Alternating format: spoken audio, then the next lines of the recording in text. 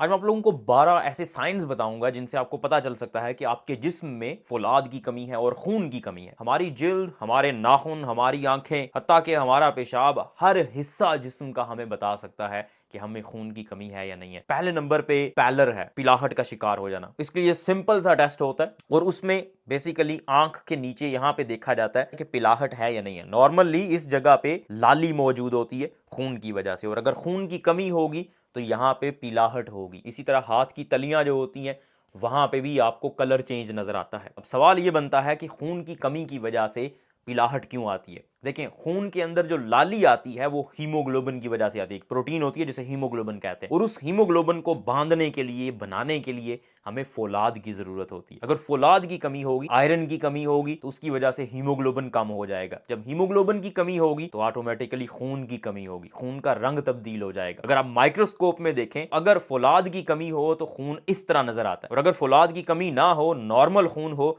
तो वो कुछ इस तरह का नजर आएगा। दूसरे नंबर पे सांस फूलना शुरू कर देता है। थोड़ा सा काम करने के बाद आपका सांस फूल जाता है, थोड़ा सा चलने के बाद सांस फूल जाएगा। ये भी खून की कमी की अलामत हो सकती है, फौलाद की कमी की अलामत हो सकती है। वजह क्या है? वजह यह है कि जो हीमोग्लोबिन प्रोटीन मैंने आपको बताई है वो ऑक्सीजन को ट्रांसपोर्ट करती है, फेफड़ों से ऑक्सीजन को लेती है और पूरे जिस्म के अंदर मुंतकिल करती है जहां जहां जरूरत होती है। और अगर इस प्रोटीन की कमी हो जाएगी, क्योंकि फौलाद की कमी है और हीमोग्लोबिन नहीं बन रही, हीमोग्लोबिन की कमी की वजह से ऑक्सीजन जिस्म में ठीक तरह से नहीं पहुंचेगी, और जब ठीक तरह से नहीं पहुंचेगी तो आपका जिस्म जल्दी जल्दी सांस लेगा ताकि ज्यादा से ज्यादा ऑक्सीजन को हासिल किया जाए। इसी वजह से आपका सांस फूलता है। तीसरे नंबर पे दिल की धड़कन भी तेज हो जाती है। अगर आपको बार बार पैल्पिटेशंस महसूस होती हैं, जैसे दिल आपका तेजी से धड़क रहा है और आपको महसूस हो रहा है कि सीने में ऐसे ऐसे फड़फड़ाहट महसूस हो रही है, तो हो सकता है आप में खून की कमी हो। वैसे तो ये जितनी भी अलामात मैं आपको बता रहा हूं, इनकी और भी बहुत सारी वजूहात हो सकती हैं, लेकिन खून की कमी भी एक बहुत इंपॉर्टेंट वजह है। दिल क्यों फड़फड़ाता है, ज्यादा तेजी से धड़कन क्यों करता है? खून की कमी होगी तो खून अपना काम ठीक तरह से नहीं कर रहा होगा, इसलिए दिल को तेजी से पंप करना पड़ेगा ताकि ज्यादा से ज्यादा खून जाए जिस्म में और ज्यादा से ज्यादा काम करे। चौथे नंबर पे नाखूनों की शक्ल तब्दील हो जाती है। अगर आप ऐसे बंदे के नाखून देखेंगे जिसमें अनीमिया है, फौलाद की कमी है और खून की कमी है, उसके नाखून स्पून शेप्ड हो जाते हैं। जैसे चम्मच नहीं होती, अंदर से ऐसे घड़ा सा बना होता है, बिल्कुल ऐसे ही नाखूनों में घड़ा बन जाता है। इसे काइलोनिकिया कहते हैं। और वजह क्या है? वजह यही है, जब खून की कमी होगी तो न्यूट्रिएंट्स ठीक तरह से यहां पे नहीं पहुंच पाएंगे और उसकी वजह से यहां पे नाखूनों की ग्रोथ उस तरह से ठीक तरह से नहीं हो पाएगी। पांचवें नंबर पे जो अलामत है ये बहुत ही इंटरेस्टिंग है और आपने बहुत सारे लोगों में ये अलामत देखी होगी, और ये अलामत इसे पाइका कहते हैं। इसमें होता यह है कि लोग अनयूजुअल चीजें खाना शुरू कर देते हैं। जैसे बर्फ खाने से उनको सुकून मिलता है, मट्टी खाने से सुकून मिलता है, चाक खाते हैं। उसकी वजह यह होती है कि उन्हें आयरन की तलब हो रही होती है, फौलाद की तलब हो रही होती है, और वो फिर इस तरह की चीजों में आयरन को ढूंढ रहे होते हैं। उन्हें नहीं पता होता कि वो आयरन ढूंढ रहे हैं, लेकिन उनका जिस्म उनको मजबूर कर रहा होता है इस तरह की चीजें खाने पे। छठे नंबर पे आपकी जुबान भी आपको बता सकती है आप में खून की कमी है या नहीं है। हमारी जुबान रफ होती है, मतलब इसके ऊपर छोटे छोटे पैपिले मौजूद होते हैं, लेकिन अगर वो पैपिले ठीक तरह से ग्रो ना कर पाए, अब ग्रो क्यों नहीं करेंगे? अगर खून की सप्लाई ठीक तरह से नहीं पहुंचेगी, न्यूट्रिएंट्स की कमी होगी, तो वहां पे पैपिले ठीक तरह से नहीं बन पाएंगे। जब पैपिले ठीक तरह से नहीं बनेंगे तो जुबान हमारी रफ होने की बजाय बिल्कुल स्मूथ हो जाएगी, चमकदार, शाइनी हो जाएगी। इसे ही ग्लोसाइटिस कहते हैं,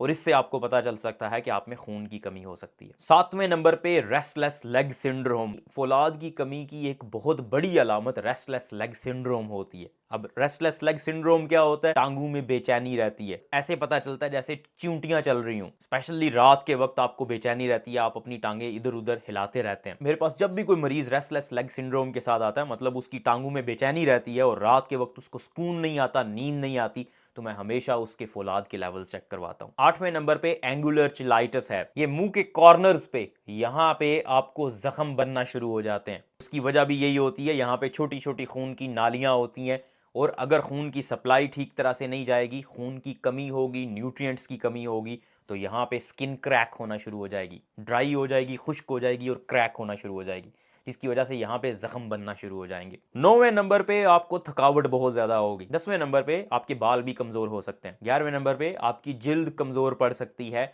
आपकी जिल्द पे खुश्की हो सकती है। एक्जिमा एक कंडीशन होती है, वो वर्स हो सकती है अगर आप में फौलाद की कमी हो या खून की कमी हो। 12वें नंबर पे आपका कुव्वत मुदाफत कमजोर होना शुरू हो जाता है जब खून की कमी होती है, और जब कुव्वत मुदाफत कमजोर होता है तो आपके इन्फेक्शन के चांस बढ़ जाते हैं। एक इन्फेक्शन होता है जिसे रिंग वर्म कहते हैं, फंगल इन्फेक्शन होता है और इस तरह का नजर आता है। और जिन लोगों को बार बार फंगल इन्फेक्शन हो रहा होता है उनमें इम्यून सिस्टम की कमी होती है और अक्सर औकात उनमें फौलाद की कमी भी होती है और खून की कमी भी होती है। ये कुछ अलामात थी जो आपको फौलाद की कमी की वजह से और खून की कमी की वजह से नजर आती हैं। अब बात करते हैं कि फौलाद की कमी होती क्यों है। देखें, फौलाद हमारे जिस्म के अंदर नहीं बन रहा होता, फौलाद हमें चाहिए होता है बाहर से। तो बाहर से हम कैसे लेंगे? खुराक के जरिए। अब ये फौलाद किस खुराक के अंदर मौजूद होता है? गोश्त के अंदर मौजूद होता है। जितनी भी एनिमल प्रोडक्ट्स हैं उनमें ज्यादा मौजूद होता है, मतलब जो हम चीजें जानवरों से हासिल करते हैं, डेयरी प्रोडक्ट्स जो होती हैं उनके अंदर आयरन मौजूद होता है। अब अगर कोई बंदा ये चीजें इस्तेमाल नहीं कर रहा, फॉर एग्जाम्पल कोई वेजिटेरियन है, वो सिर्फ सब्जियां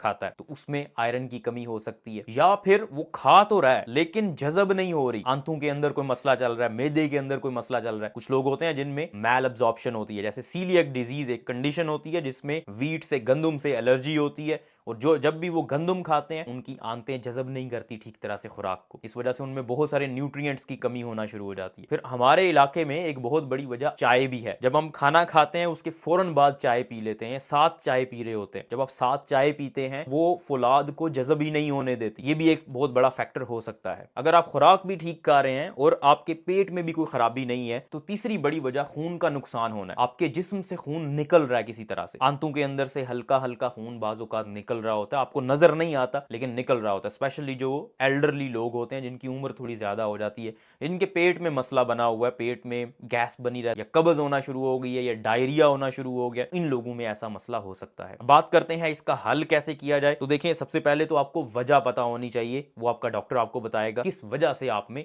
खून की कमी हो रही है। पता कैसे चलेगा कि खून की कमी है या नहीं है? सिंपल, एक खून का टेस्ट होता है, फुल ब्लड काउंट, और साथ में आयरन के लिए फेरेटिन का एक टेस्ट होता है। फेरेटिन की अमाउंट देखी जाती है खून के अंदर कितनी है, उससे आपको पता चल जाता है कि आयरन की कमी है, फौलाद की कमी है या नहीं है। फिर देखा जाता है कि आप में किस वजह से कमी हुई है। अगर खुराक की वजह से हुई है तो खुराक आपको वो वाली इस्तेमाल करनी है, मतलब एनिमल प्रोडक्ट्स इस्तेमाल करनी है जिनसे आपकी फौलाद की कमी बेहतर हो जाएगी। लेकिन अगर आप एनिमल प्रोडक्ट्स इस्तेमाल नहीं कर सकते या नहीं करना चाहते और वेजिटेबल से, सब्जियों से आपको उतना मिल नहीं रहा, तो आयरन के सप्लीमेंट्स बाज़ औक़ात लेना पड़ते हैं। ऐसी चीजों के खाने से इज्तनाब कर जिससे आपके जिस्म के अंदर, आपकी आंतों के अंदर फौलाद को जज़ब करने की सलाहियत कम हो जाती है। जैसे चाय और दूध, ये दोनों ही चिलेटिंग एजेंट्स हो सकते हैं, तो खाने के फौरन बाद या खाने के साथ चाय का इस्तेमाल ना करें। जब भी आप फौलाद के साथ विटामिन सी लेते हैं तो फौलाद की एब्जॉर्प्शन बहुत बढ़ जाती है। और विटामिन सी आपको मिलता है सिट्रस फ्रूट्स के अंदर, माल्टे के अंदर, मौसम्मी के अंदर, जो बेल पेपर होती है, जो शिमला मिर्च होती है, स्पेशली जो रेड कलर की शिमला मिर्च होती है, सुर्ख रंग की, उसमें बहुत अच्छी क्वांटिटी के अंदर विटामिन सी होता है। तो विटामिन सी